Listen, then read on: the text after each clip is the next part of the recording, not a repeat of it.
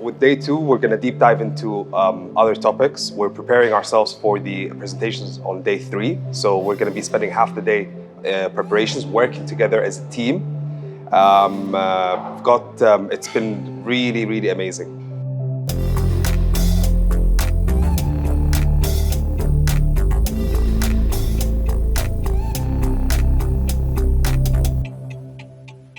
Day two is to understand the topics a bit better and to work more with my team so that we can get on to our project and actually make it something that's really memorable, I hope, and something really interesting so we can present really well and of course give us all better experience as a team. So the team was formed yesterday. We had a catch-up, we're discussing. I think we're on a good way to get it done. We're going to apply everything that we have learned about financialization and the economy culture and bring it to real life with a project.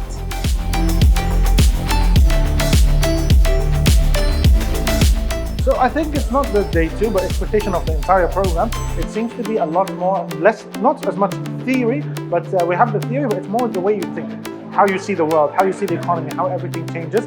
And that's my expectation of day two and the entire program going forward. The group is great. We have great dynamics. And I was just hearing from other groups that, we don't have a lot of financial background, we don't have the knowledge.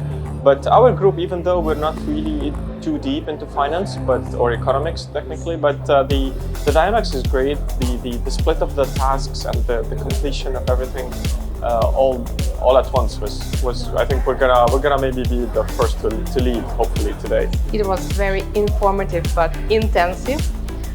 We started creating our team and we started building our presentation, and I think it was a start of our transformational journey.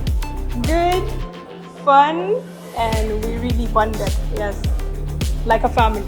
Day two was a day full of discussions with the students, so we build on the topics that we've learned in day one.